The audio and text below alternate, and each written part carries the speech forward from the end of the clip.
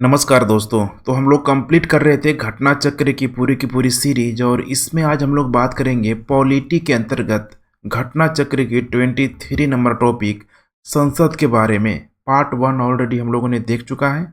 नीचे आपको description box में इसका लिंक मिल जाएगा। पार्ट 2 आज हम लोग इसमें ठीक है सबसे पहले थ्योरी पोर्शन देखेंगे, उसके तत्पश्चात 40+ MCQ भी हम लोग यहाँ पे कंप्लीट करेंगे। तो संसद जो टॉपिक है पॉलिटी का मोस्ट इम्पोर्टेंट टॉपिक है, पूरे से ज़रूर देखिए क्योंकि यहाँ से हर एक साल प्रश्न आते ही आते हैं। चलिए हम लोग आगे बढ़ते हैं एक कदम सफलता की ओर। थ्योरी की बात करते हैं।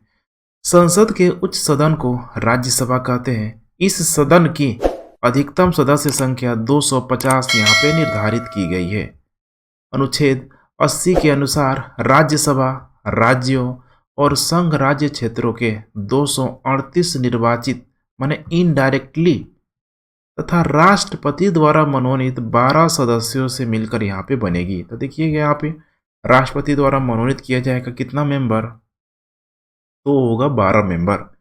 राष्ट्रपति द्वारा निम्नांकित किए जाने वाले माने नामांकित किए जाने वाले सदस्य ऐसे व्यक्ति होंगे जिन्हें साहित्य, विज्ञान, कला और समाज सेवा में विशेष ज्ञान या व्यापारिक माने एकदम जमीनी स्तर पे व्यवहारिक अनुभव हो। राज्यसभा में प्रत्येक राज्य के प्रतिनिधियों का निर्वाचन उस राज्य की विधानसभा के निर्वाचित सदस्यों के द्वारा किया जाता है।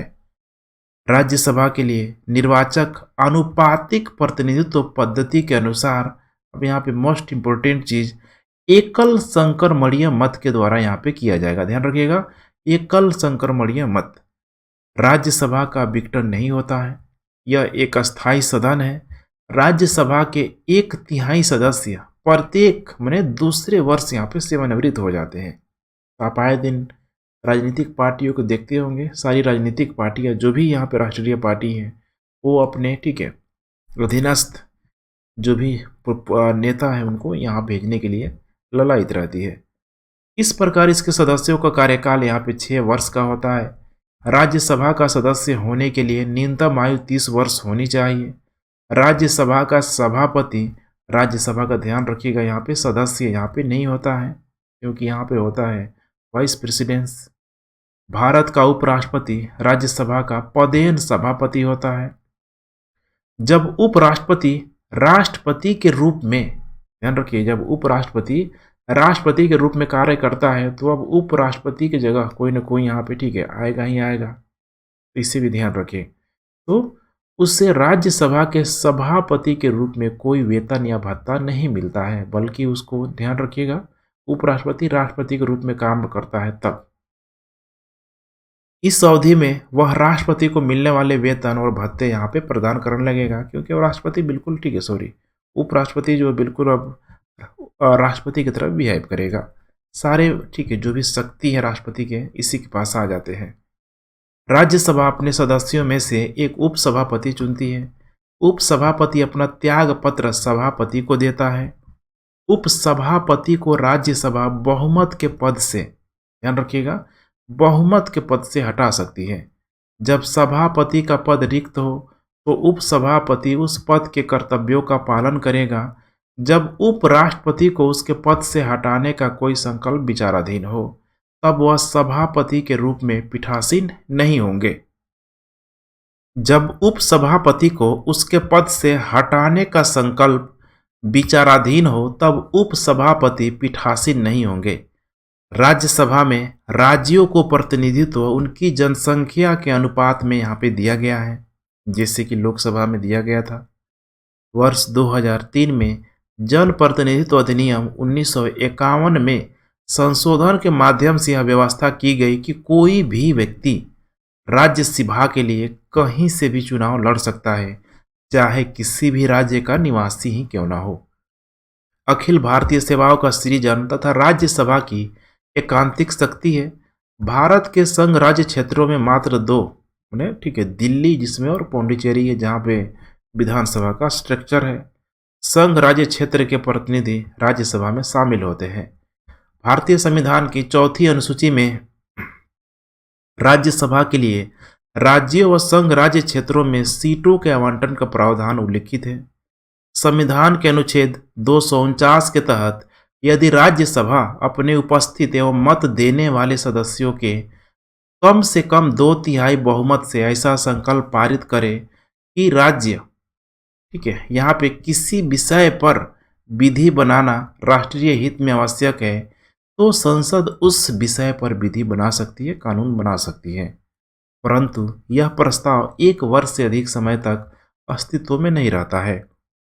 अनुच्छेद 250 के अनुसार आपातकाल की स्थिति में केंद्रीय संसद को राज्य सूची में अंकित किसी विषय के संबंध में भारत के संपूर्ण राज्य क्षेत्र या उसके किसी भाग के लिए कानून बनाने की शक्ति होती है, परंतु आपातकाल की समाप्ति के 6 माह की अवधि से अधिक तक यह प्रावधान प्रभावी नहीं रहता है।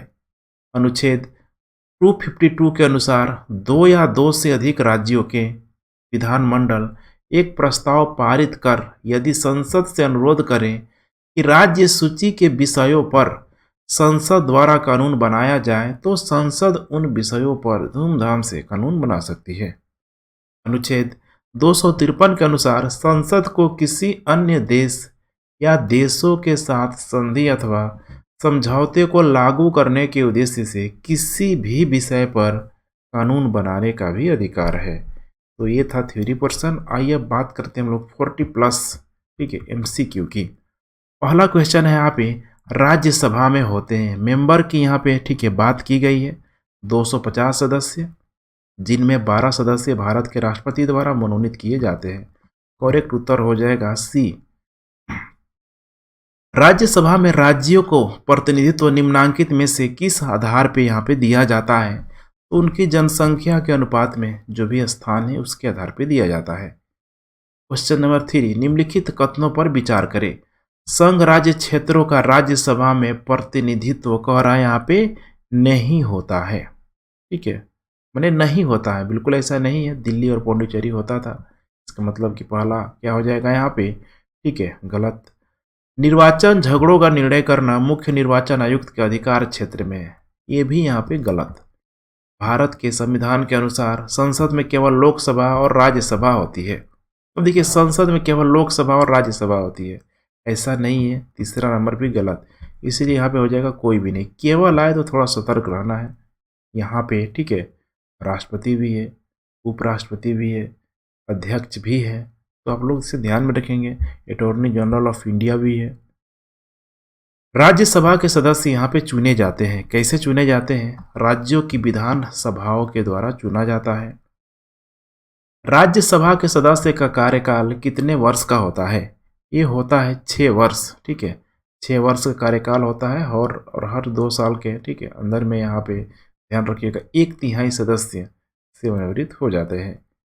राज्यसभा के संदर्भ में निम्नांकित में से कौन सा कथन यहाँ पे सही नहीं है?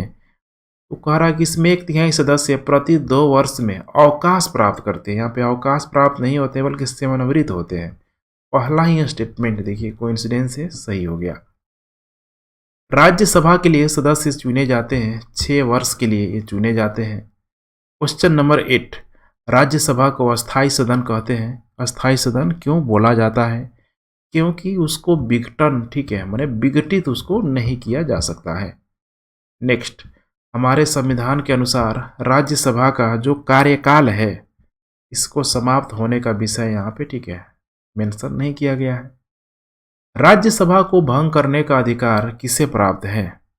ठीक है, तो यहाँ पे राज्यसभा अस्थायी सदन है, किसी को भी अधिकार प्राप्त नहीं है।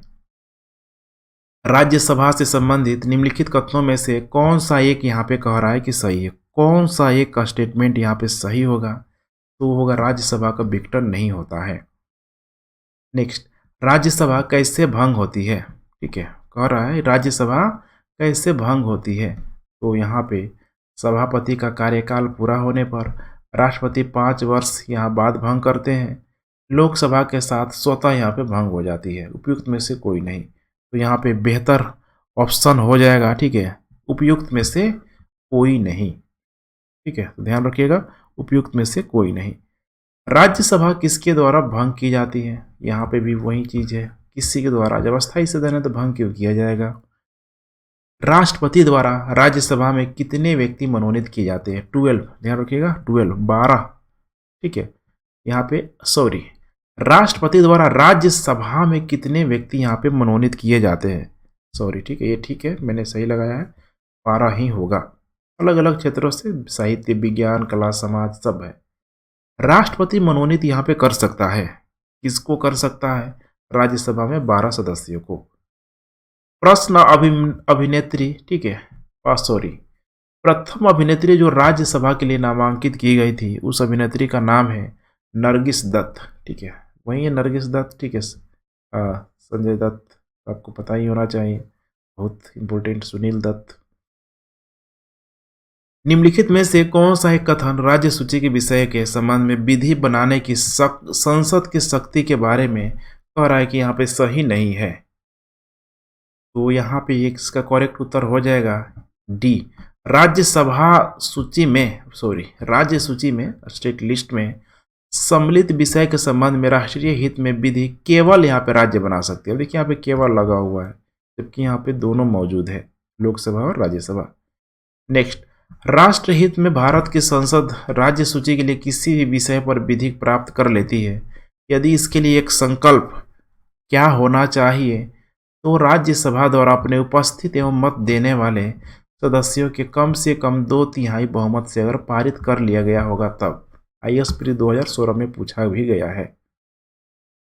नेक्स्ट 19 नंबर, यहाँ पे निम्नलिखित कथनों पर विचार करना है। आइए हम लोग विचार करते हैं। राज्यसभा में धन विधेयक को या तो अस्वीकार करने या संशोधन करने की कोई शक्ति यहाँ पे निहित नहीं है, ठीक है, बिल्कुल यहाँ पे सही है। राज्यसभा अनुदानों की मांगों पर मतदान यहाँ पे नहीं कर सकती है, बिल्कुल सही है। राज्यसभा में वार्षिक वित्तीय विचरण पर यहाँ पे चर्चा नहीं हो सकती, बिल्कुल हो सकती है। तो तीसरा गलत है, बाकी दो सही है, करेक्ट उत्तर हो जाएगा यहाँ पे बी। नेक्स्ट, निम्नलिखित विशेष अधिकारों में से कौन से भारत के संविधान के द्वारा राज्यसभा को प्रदत्त यहाँ पे किए जाते हैं।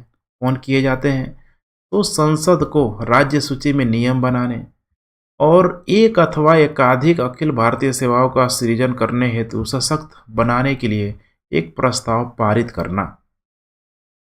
नेक्स्ट, भारतीय संविधान के अंतर्गत निम्नलिखित में से कौन सा अनुच्छेद संसद को राज्य सूची के विषय में निम्नलिखित, ठीक है, जो भी सब्जेक्ट के संबंध में विधि बनाने की शक्ति यहाँ पे प्रदान करता है।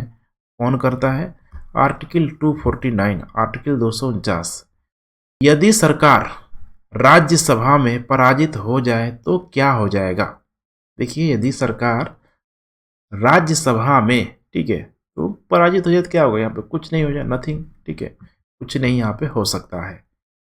नंबर यहाँ पे 23, ठीक है। निम्नलिखित कथनों में से कौन एक भारत के संविधान की चौथी अनुसूची को सही सही वर्णित करता है। अब देखिए, चौथी अनुसूची को सही सही यहाँ पे जो वर्णित करता है, इसमें कह रहा है कि राज्यसभा में स्थानों का आवंटन है, बिल्कुल सही है, करेक्ट उत्तर हो जाएगा डी। निम्नलिखित राज्य युग्मों में से किसे राज्यसभा में समान प्रतिनिधित्व प्राप्त है। आप यहाँ पे देखिए करेंट का है, अब ठीक है, अपडेटेड है, क्योंकि यहाँ पे आंध्र प्रदेश को ले लीजिए, ये 1999 का यहाँ पे, ठीक है, प्रश्न पूछा गया है, यूपीपीसीएस ने इसको स्टार मार्क लगा दिया है। राज्यसभा में उत्तर प्रदेश को आवंटित स्थान निम्न में से किन राज्यों को आवंटित स्थानों का योग है यहाँ पे, ठीक है, तो यहाँ पे भी वही हाल है, इसको भी यूपीपीसीएस ने स्टार लगा दिया है। तो आप देख पा रहे हैं, आंध्र प्रदेश पहले 11 था, ठीक है, अब है 11, पूर्व में पहले 18 था जब तेलंगाना की बात नहीं थी।